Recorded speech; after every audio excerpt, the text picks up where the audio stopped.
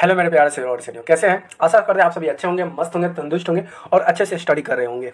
तो चलिए आज हम कराने वाले हैं, ये बायोलॉजी है, ठीक है। और ये क्वेश्चन चैप्टर जो है यहाँ पे थ्योरी, अगर बायोलॉजी का बात कीजिएगा तो बायोलॉजी का जो चैप्टर आता है 5 चैप्टर है, जिसमें तीसरा चैप्टर है जीव जनन कैसे करते हैं। जीव जो है ये जनन कैसे करते हैं, जीव है, जंतु है, तो इसी के टॉपिक के बारे में क्वेश्चन है। तो यहाँ से हम छोटा सा एक टॉपिक लेकर आ चुके हैं जो कराने वाले हैं चैप्टर 3 का, ठीक है। ये बायोलॉजी का है, चैप्टर 3 एनसीईआरटी। और यहाँ से ऑब्जेक्टिव क्वेश्चन नहीं है ना, सब्जेक्टिव है, बस यहाँ से कुछ इंपॉर्टेंट टॉपिक है, नोट्स टाइप, जो आपको मैं बहुत ही ईजी तरीका से कराने वाला हूँ। तो चलिए वीडियो को स्टार्ट करते हैं। अगर चैनल पे नए तो चैनल को सब्सक्राइब जरूर कर लीजिएगा। तो चलिए वीडियो से स्टार्ट करते हैं।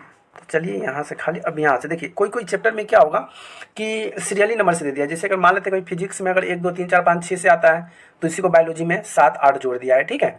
6 उधर से आता है तो इसमें जो चैप्टर आता है 1 2 नहीं कर सीरियल नंबर से जुड़ा हुआ, तो उसको 8 भी बोल सकते हैं, ठीक है, या इसको 2 भी बोल सकते हैं। बायोलॉजी चैप्टर का 2 और सीरियल नंबर से आएगा तो 8 है। चैप्टर का नाम है जीव जनन कैसे करते हैं। जीव जो होता है वह जनन कैसे करता है। जीव कौन सा हो गया, हम लोग क्या है, जीव है। जंतु किसे कहते हैं, जो जानवर होता है। तो चलिए इसके बारे में कुछ जान लेते हैं। इसके बारे में क्या बोला कि पहला था जनन। जनन क्या होता है, तो जनन वह प्रक्रिया है जिसके द्वारा सजीव अपने जैसे नर जीव उत्पन्न करते हैं। देखिए जनन का मतलब होता है जैसे कि कोई इंसान है तो वो अपने जैसे इंसान को जब एक नया इंसान को उत्पन्न करेगा तो वही जनन कहलाता है। यह पृथ्वी पर जीव को निरंतर को बनाए रखने के लिए आवश्यक है। सही बात है, अगर कोई इंसान है तो वह इंसान को जनन जब करेगा तो वो इंसान फिर इंसान को जन्म देगा, फिर वो इंसान दूसरे इंसान को, तो इस तरह का क्रियाकलाप जो होता है चलते रहता है। कोशिका केंद्र में पाए जाने वाले गुणसूत्र डीएनए डीऑक्सीरिबो न्यूक्लिक अम्ल जो अणुओं के अनुवंशिकता गुण होते हैं। डीएनए प्राकृतिक बनाता है, डीए क्या बनाता है, प्राकृतिक बनाता है तथा नई कोशिकाएं बनाता है। और इसमें कोशिकाओं को विभिन्न उत्पन्न होती है। ये नई कोशिकाएं एक समान है परंतु समरूप नहीं है। कहता है कि सभी के पास कोशिका समान रूप से होता है लेकिन एक रूप का नहीं होता है, सबका रूप अलग अलग होता है, सबका डिजाइन अलग होता है, कलर अलग होता है, आकार भी अलग होता है, लेकिन कोशिकाएं जो होती है सब में एक समान पाई जाती है, ठीक है। चलिए अगला हम बात करते हैं विभिन्नता का महत्व। इसमें सभी प्रकार का विभिन्नता होती है। क्या क्या विभिन्नता होती है, तो लंबे समय तक प्रजाति स्पीशीज के उत्तर जीविता बनाए रखने में उपयोगी है। जैव विकास का आधार होता है। प्रजनन के प्रकार, तो प्रजनन के प्रकार किस तरह से हो सकता है, एक होता है लैंगिक और एक अलैंगिक। तो पहला अलैंगिक प्रजनन और दूसरा लैंगिक प्रजनन। लैंगिक प्रजनन में क्या होता है कि मेल और फीमेल के मिलने से बनता है, और अलैंगिक प्रजनन होता है जो मेल फीमेल के नहीं बने फिर भी बन सकता है, ठीक है। अब हम पहला बात करते हैं कि अलैंगिक जो होता है वो क्या होता है, अलैंगिक प्रजनन कैसे होता है। तो एकल जीव नए जीव उत्पन्न करते हैं। एकल जीव एक नया उत्पन्न करते हैं, युग का निर्माण नहीं होता है। नए जीव पैतृक जीव के समान समरूप होता है, मतलब समान होता है।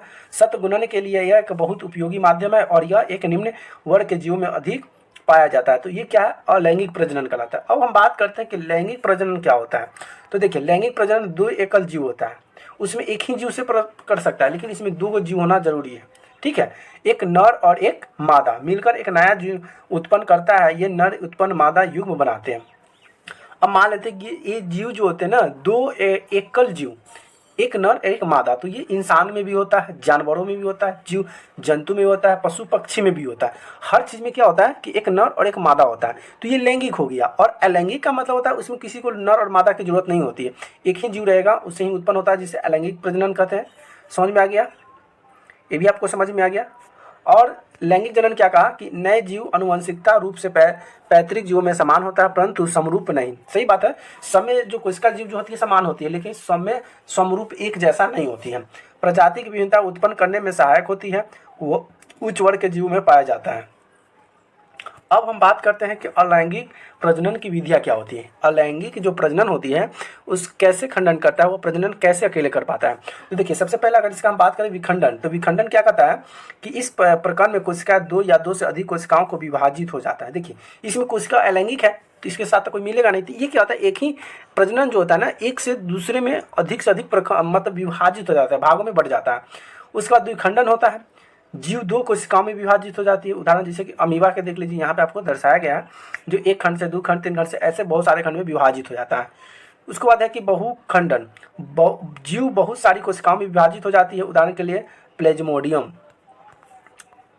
खंडन की बात करें तो खंडन क्या है, इस प्रजनन की विधि में संचलन करने वाली बहुकोशिकीय जीव विकसित होकर छोटे छोटे टुकड़ों में खंडित हो जाते हैं। ये टुकड़े वृद्धि को नर जीव में विकसित हो जाते हैं और उदाहरण के लिए स्पाइगोरेसा होता है। ठीक है, ये सभी जो कहलाता है ये अलैंगिक जीवन के जीव के अंदर कहलाता है। ठीक है, अगला हम बात करते हैं पुनरुद्भवन। ये क्या होता है कि इस क्रिया में किसी कारणवश जब कोई जीव कुछ टुकड़ों में टूट जाते हैं, प्रत्येक टुकड़ा एक नए जीव विकसित हो जाता है। अब जीव की बात करते हैं ना, तो कोई जीव जैसे कि यहाँ पे हैपियंस ले लो, इसका कोई टुकड़ा है, फिमिगिलेशन हो गया, एस्पिरिगॉन्स हो गया, तो जब एक ही जीव उसका टूट टूट कर अलग अलग भाग में बढ़ जाता है ना, तो उसे एक नए नए जीव का उत्पादन हो जाता है।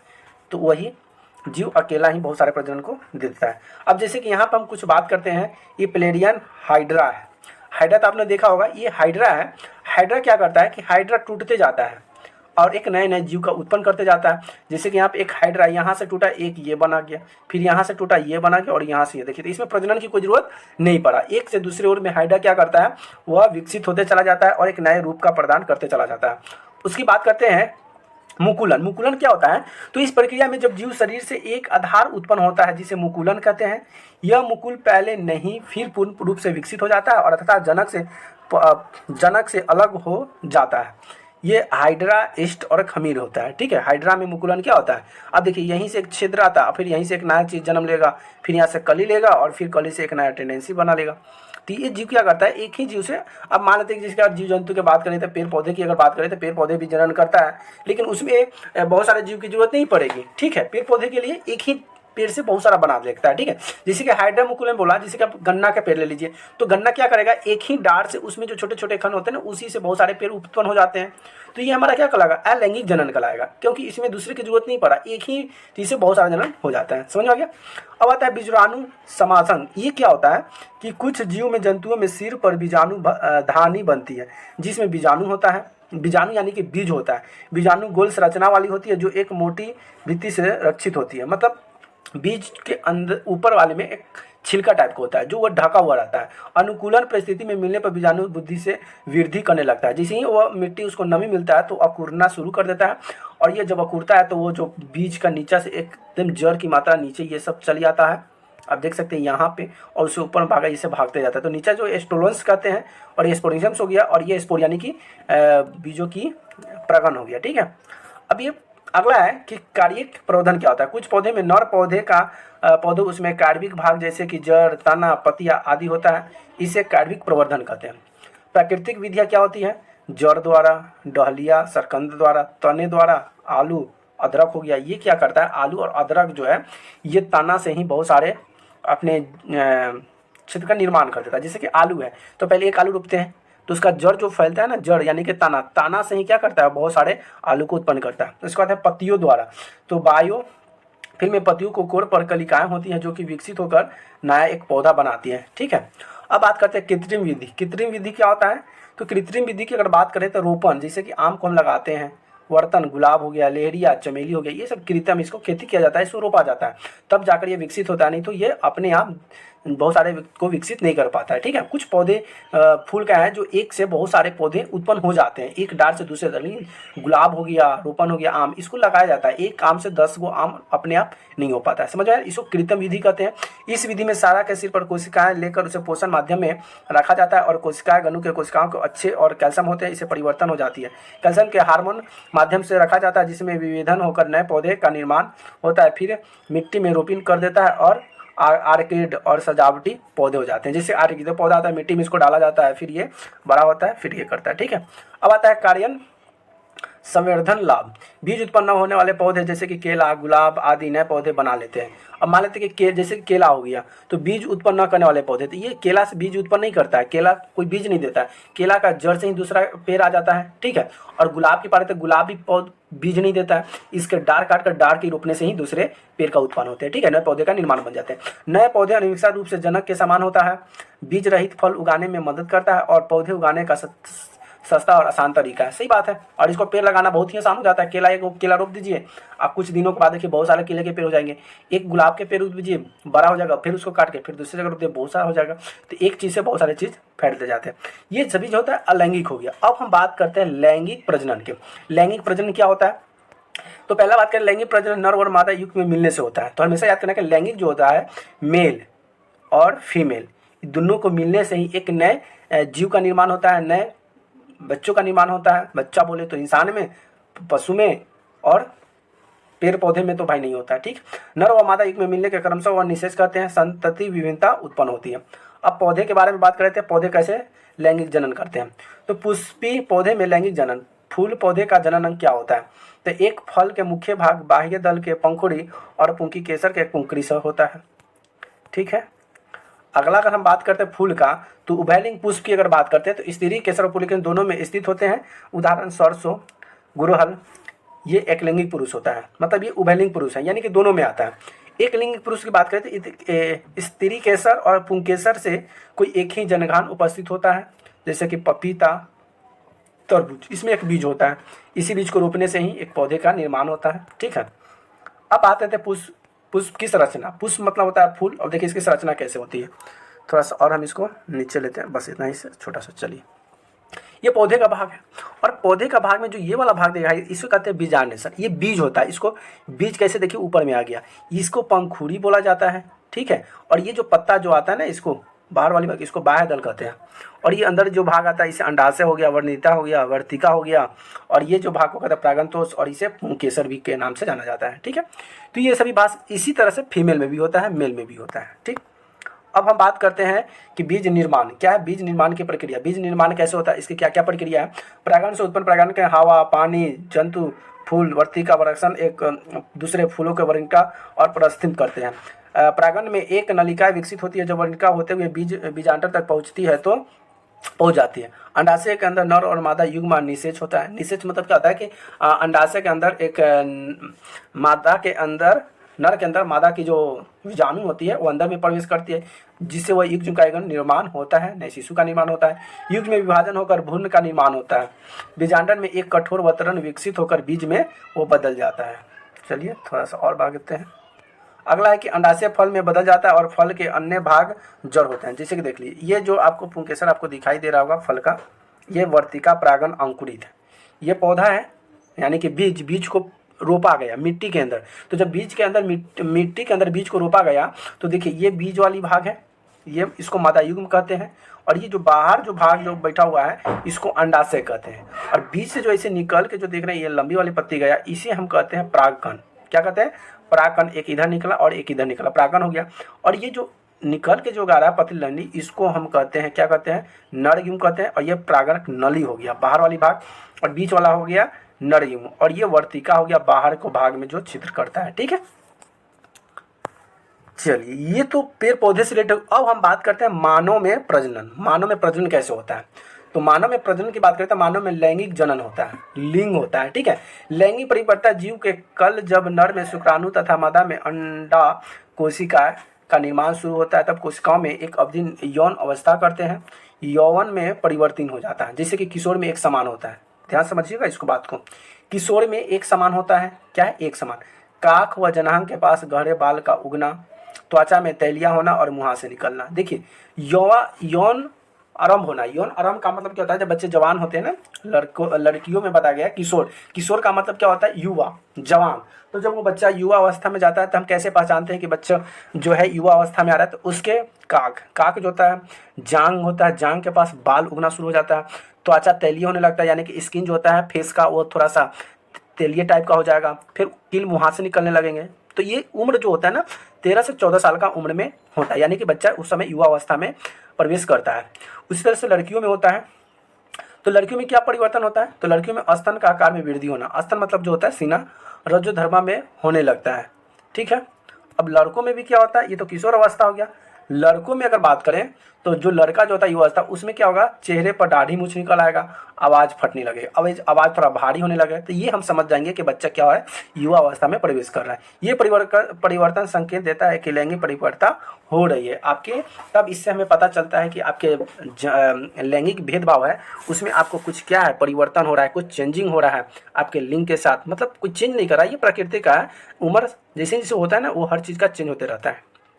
तो ये क्या बात हो गया, ये जनन की। अब बात करते हैं नर जनन। नर जनन क्या होता है, नर की बात करें तो पुरुषों की बात होती है।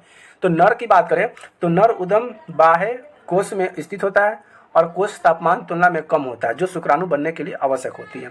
तो जो अंडाशय का शुक्राणु की अगर बात करें ना ताप कोश की, तो ये विरसक कोश जो होता है ना, ये शरीर के बाहरी विरसक कोश में निकला हुआ रहता है, ठीक है। नर युग में शुक्राणु यहाँ बनते हैं। विरथक ग्रंथि एस्टोरेटॉन हार्मोन उत्पन्न करती है। टेस्टोस्टेरोन की कार्य शुक्राणु को उत्पन्न का नियंत्रण। अब इसको पिक्चर के माध्यम से आपको समझ में आएगा। लड़के में यौन अवस्था में परिवर्तन हो जाता है, और क्या क्या होता है, तो उसके बाद और बात करें तो शुक्राणुहीन, शुक्राणु जो बच्चे पैदा करने के लिए सबसे इंपॉर्टेंट बात होता है शुक्राणु। ये शुक्राणु की विरसक कोशिशन तक पहुंचाता है।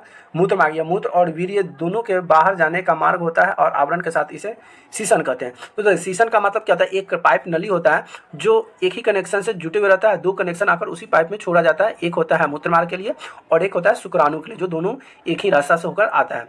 संबंधित ग्रंथियाँ होती है शुक्राणु ग्रंथि, प्रोस्टेट ग्रंथि, इसे शब्द शुक्राणु में डालते हैं और इसे शुक्राणु तरल माध्यम में आ जाता है। तरल मतलब क्या होता है कि एकदम चिपचिपा पदार्थ की तरह आ जाएगा। यह माध्यम उन्हें पोषण प्रदान को करता है, उनके स्थानांतर में सहायता करता है। शुक्राणु तथा ग्रंथि में स्रावित होकर ये वीर बन जाता है।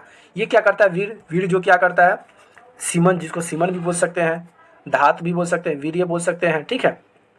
अब यहाँ पे देखिए, आपको जो ये ऊपर वाली जो भाग दिखाई दे रहा है, इसको हम क्या कहते हैं, तो उसको हम सीसन कहते हैं, ठीक है। यहाँ से जो यहाँ भाग है सीसन कहते हैं, ठीक। और यहाँ जो किडनी जो भाग होता है ना, किडनी से ग्रंथि से होते हुए क्या आता है, इसमें आता है मूत्राशय। तो ये मूत्र की नलिका है और ये मूत्राशय इसमें भरा हुआ है, ठीक, ध्यान समझिएगा। और इधर जो है ना, ये लार्ग स्टाइन है, जो गंदगी जो होता है बाहर निकलता है। अब शुक्राणु की बात करें तो शुक्राणु जो आपको यहाँ से दिखाई दे रहा है, ये रहा शुक्राणु। अब देखिए, मूत्र की मार्ग भी यहीं पे है, एक ही पाइप है। और ये जो आपको दिखा है विरसक, जिसको अगर हिंदी अगर भाषा में बोले तो आड़ जिसको बोला जाता है, ये विरसक हो गया। ये प्रोस्टेटेट जो होता है ना, यहाँ से इसमें शुक्राणु बनता है, इसमें शुक्राणु बनता है, ठीक है। ये शुक्राणु जब आदमी मैथुन करता है या संभोग करता है, तो उसके मेंटलिटी के हिसाब से यहाँ से शुक्राणु एकदम उसका दिमाग अटैक करता है, और ये दिमाग से सीधे ये शुक्राणु यहाँ से होते हुए और फिर ऐसे मूत्र की मार्ग से हुए बाहर निकलता है। आपको समझ में आ गया। तो यहाँ से इसमें जो क्या होता है, शुक्राणु होता है, शुक्राणु इसमें होता है। अब जो ये शुक्रवाणी जो है, ये एक जो पाइप है, इससे होते यहाँ आता है और यहाँ से डायरेक्ट करके इसमें निकलता है। और ये क्या है, मूत्र मार्ग है। तो देख रहे हैं, दोनों एक ही साथ है, मूत्र मार्ग की पाइप और ये शुक्राणु की पाइप, दोनों क्या है, एक साथ है। तो ये आपका क्या था, मानव का नर जनन यंत्र था। अब हम बात करेंगे ये मादा का। मादा की बात करें तो मादा मतलब होता है फीमेल। अंडाशय, पुरुष में भी अंडाशय हो गया, इसमें भी अंडाशय होता है। मादा युग्म अथवा अंडाशय में निर्माण अंडाशय में होता है, जो कि बच्चों के जो उत्पन्न गर्भ से होता है, जो कि अंडा से होता है। लड़के के जन्म के समय अंडाशय में हजारों पेरेपिस अंडा होता है। यौन अवस्था के में इसमें अंश में परिवर्तित होने लगता है, यानी कुछ चेंजिंग होता है, वृद्धि होने लगता है। और 2 में एक अंडा द्वारा हर महीने एक परिवर्तित अंडा उत्पन्न किया जाता है। अंडाशय स्टोर में प्रोजेस्टेरोन हार्मोन के उत्पन्न होता है। तो ये अंडा जो उत्पन्न होता है कैसे होता है, प्रोजेस्टेरोन हार्मोन से उत्पन्न होता है, ठीक है। अब ये अंडा वाहिनी यानी कि फैलोपियन ट्यूब होता क्या है, तो अंडाशय द्वारा उत्पन्न अंडे कोशिकाओं में गर्भाशय तक और स्थानांतरित करती है। अंडा कोशिका और शुक्राणु को निषेध यहाँ पर होता है। अंडा और शुक्राणु का क्या होता है, यहाँ पे मिलाप जो होता है, जब यहाँ पे ये मिलता है तो एक नए शिशु का निर्माण होता है। समझा गया। अब यहाँ से गर्भाशय की बात करते हैं। गर्भाशय क्या होता है, तो गर्भाशय यह एक मैली थैलीनुमा संरचना है। आप यहाँ पे देख सकते हैं, आपको लगेगा कि थैलीनुमा है। अब कैसे होता है हम बताते हैं। जहाँ शिशु का विकास होता है, गर्भाशय ग्रीवा द्वारा योनि में खुलता है। अब देखिए, ये योनि है। अगर संभोग के दौरान अगर यहाँ से क्या होता है कि वीर्य जो होता है स्पर्म यहाँ से ये प्रवेश करता है, यहाँ से ये इसे प्रवेश किया, तो ये जो स्पर्म जो होती है मिलियन की संख्या में होती है, ठीक है। जब यहाँ से ये क्रॉस करते हैं तो बहुत सारे मिलियन, मतलब ऐसा नहीं है कि एक ही दिन, मतलब थोड़ा देर में ही चला जाता है, इसको जाने में समय लगता है। धीरे धीरे जाएगा तो यहाँ पे एक अंडाशय होगा, यहाँ पे अंडाशय होगा, ये जाकर यहाँ पे मिलेगा। तो जैसे ही अंडवानी खुलता है तो यहाँ से स्पर्म ऐसे ऐसे जा रहा है, इसमें आया, कुछ इधर भाग के इधर आया, कुछ भाग के इधर भाग के निकला है, ये अंडा में प्रवेश करता है। तो आपको जो ये दिखाई दे रहा है यहाँ पे, ये क्या है, अंडा वाहिनी है। इससे ये जो अंडाशय है और गर्भ जो होता है, गर्भ कहाँ ठहरता है आकर, तो ये अंडाशय यहाँ से आकर गर्भ इसमें आकर ठहरता है, यहीं पे रह जाता है, ठीक है। इस वाले भाग को ग्रीवा कहते हैं और ये आपको योनि कहता है। आपको समझ में आ गया। तो ये मादा का प्रजनन तंत्र था, ठीक। अब हम बात करते हैं कि जब अंडा कोशिकाओं को निषेच करता है तो निषेच युग्म कहलाता है। ये गर्भाशय के रोपित होता है। गर्भाशय में रोपण के पश्चात युग्म में विभेदन होता है, भ्रूण का निर्माण होता है। जैसे कि प्लेस्टेटा एक विशिन्न ऊतक है जिसकी तंत्रिमा संरचना गर्भाशय में धसी होती है और इसका मुख्य कार्य होता है, क्या होता है, माँ के रक्त में ग्लूकोज, ऑक्सीजन आदि भ्रूण को प्रदान करता है। भ्रूण द्वारा उत्पन्न विशिष्ट पदार्थ को निपटाना अंडकोश से निषाद से लेकर शिशु के जन्म तक के समय गर्भकाल कहते हैं। इसे अवधि लगभग 9 महीना का होती है। तो जब ये गर्भ जब चलता है तो आपको जब यहाँ पे आता है, अंडा से यहाँ पे जाता है, स्पर्म यहाँ से मिलके आता है, क्या होता है, स्पर्म जब यहाँ से मिलके यहाँ पे आएगा तो ये धीरे धीरे ये स्पर्म इस अंडा में जाकर घुस जाता है, ठीक है, इस अंडा में। और अंडा में घुसने के बाद एक शिशु का निर्माण करता है, जो निर्माण करने में, एक बच्चे को तैयार करने में लमसम 9 महीना का समय लग जाता है, ठीक है। जब अंडा का निषेचन नहीं होता है, हर महीने गर्भाशय खुद के निषेच अंडा प्राप्त करने के लिए तैयार रहता है। अंडा हमेशा महीने तैयार रहता है, बस उसे बीज की जरूरत होती है। गर्भाशय में भीतरी मौसल में स्पॉन्जी हो जाती है, यह भ्रूण विकास के लिए जरूरी होता है। अगला कि यह निषेच नहीं होता कि इसे विभिन्न तरह की आवश्यकता नहीं रहती, अतः यह पत्र धीरे धीरे टूट कर यूनिमार्ट से रक्त एक मिश्रण के रूप में बाहर निकलती है, जिसको हम लोग क्या बोलते हैं, पीरियड्स बोलते हैं, ठीक है।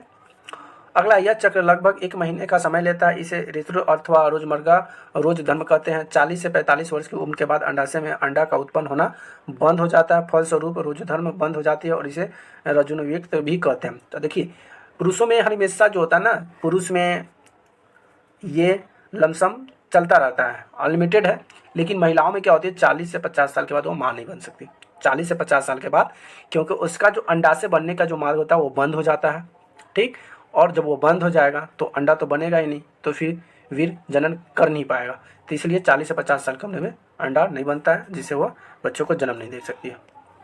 अगला है जनन स्वस्थ। जनन स्वस्थ का अर्थ है जनन के संबंधित सभी आयाम जैसे शारीरिक, मानसिक, सामाजिक और व्यवहारिक स्वरूप से स्वस्थ होना। रोगों को लैंगिक संरचना होता है, STDs। अनेक रोगों को लैंगिक संरचना भी हो सकता है, जैसे जीवाणुजनित गोनियोसिफिस्ट्रोम्स, उसके बाद विषाणु जनित हो सकता है, मस्सा वाट्स हो सकता है, HIV एड्स भी हो सकता है। तो एड्स जो होता है एक दूसरे के प्रति ये संभोग के दौरान ये बनता है, और कुछ बीमारी इधर का बीमारी जो होता है उसके अनुसार उसका बीमारी इधर एक दूसरे से फैल जाता है, जिससे क्या बनता है, एड्स हो जाता है। कंडोम के प्रयोग से इन रोगों को कुछ सीमा तक रोकना संभव है, ठीक है। आप इसको थोड़ा सा आप समझते ही हैं। उसके बाद आता है गर्भ निरोधक के रोकना। गर्भ निरोधक कहलाता है, जैसे किसी को गर्भ को रोकना है, कोई संभोग कर लिया, उसको बच्चा पैदा नहीं करना है, ठीक है, शिशु को जन्म नहीं देना है, तो वो क्या कर सकता है, गर्भ निरोधी टैबलेट आता है उसे खाकर उसको भी रोक सकते हैं, चाहे उससे पहले आप CONDOM का प्रयोग भी कर सकते हैं। अगला है गर्भरोध के प्रकार। क्या क्या हो सकता है, तांत्रिक अवरोध, शुक्राणु के अंडों तक नहीं पहुंचने दिया जाता है। अब गर्भरोध क्या करता है, शुक्राणु जो है अंडा तक जाएगा ही नहीं, तो जब जाएगा नहीं तो बस अंडा में शुक्राणु का जब मिलन होगा नहीं तो बच्चा उत्पन्न होगा नहीं। तो गर्भरोधन के प्रकार यही करता है। शीशन को बढ़ने वाले कंडोम, योनि में रखने जाने वाले सर्वाइपन कैप, ये सभी चीज़ का प्रयोग किया जाता है। रसायन तकनीक, अब कुछ रासायनिक से प्रयोग तकनीक से किया जाता है, जैसे मादा में अंडे को न बनने देना, जिससे दवाई ली जाती है, हार्मोन को संतुलित करने में परिवर्तन कर देता है। कुछ ऐसे केमिकल द्वारा दवाई भी आ गए हैं जो इसका आपको खाने के बाद पूरा खत्म ही कर देता है, अंडा भी समाप्त करता है। ऐसा नहीं करना चाहिए, ऐसा जानलेवा भी हो सकता है, खतरा भी हो सकता है, लेकिन रासायनिक तकनीक से अंडे को न बनने के लिए कुछ दिन के लिए दवाई भी खा सकता है। अगर ज़्यादा खाइएगा, ज़्यादा प्रयोग करेगा तो जान भी जा सकती है और शरीर में हानि भी पहुंच सकता है। तो इसका प्रयोग कर सकते हैं कि कुछ दिनों के लिए, कुछ महीनों के लिए अंडा न बनने दिया, जिससे मादा में गर्भ न ठहरे। इसके अन्य विपरीत प्रभाव भी हो सकते हैं, उल्टा भी प्रभाव पड़ सकता है। IUCD यानी कि इंट्रा यूटेरियन से कॉन्ट्रेसेप्टिव डिवाइस होता है। ल्यूपर कॉपर टी में गर्भाशय में स्थापित किया जाता है, जिससे गर्भाशय नहीं होता। देखिए कितना तकनीक भी लगाया गया। उसके बाद है शल्य क्रिया तकनीक, नसबंदी होता है, ठीक है। नसबंदी का मतलब होता है जहाँ पे से जो अंडा बनता है उस नस को मतलब उसको बांध दिया जाता है। पुरुषों में शुक्राणु को रोक कर उसे शुक्राणुओं को स्थानांतरण को रोकना। उसी तरह से महिला में होती है तो ट्यूबेक्टोमी क्या होता है, महिलाओं में अंडा वाहिनी के अवरुद्ध कर अंडा का स्थानांतरण को रोकना होता है। भ्रूण हत्या, मादा भ्रूण को गर्भाशय में ही मार देना भ्रूण हत्या कहलाता है। आप पूछेगा कि भ्रूण हत्या क्या होता है, तो कोई अगर लड़की है, अगर वो जन्म लेने वाली, तो उसको पहले ही पता चला जाता है कि किसी के पेट में लड़की है, तो उसको क्या करता है, सब मरवा दिया जाता है। उसको क्या कहते हैं, भ्रूण हत्या कहा जाता है। एक स्वस्थ समाज के लिए संतुलित लिंग अनुपात आवश्यक है। यह तभी संभव होगा जब लोगों में जागरूकता फैलाई जाएगी। भ्रूण हत्या तथा भ्रूण लिंग का निर्धारण कैसे घटना को रोकना होगा। तो ये सभी चीज़ जो है ये आपको करना पड़ेगा। तो आपको नॉलेज होना चाहिए कि ये चीज़ कैसे फैलता है, कैसे इसका उपयोग करना है, ठीक है। तो ये सभी चीज़ जो था बहुत इंपॉर्टेंट लैंगिक जीवन से महत्वपूर्ण था। पेड़ पौधे कैसे करते हैं आपको बताया, जीव जंतु में भी होता है लैंगिक जनन और लैंगिक जनन। अलैंगिक जनन जो होता है बिना मेल और फीमेल के मिले हुए होता है, और लैंगिक जनन जो होता है मेल और फीमेल की ज़रूरत से होता है, या जीव जंतु हो या आदमी हो, ठीक है।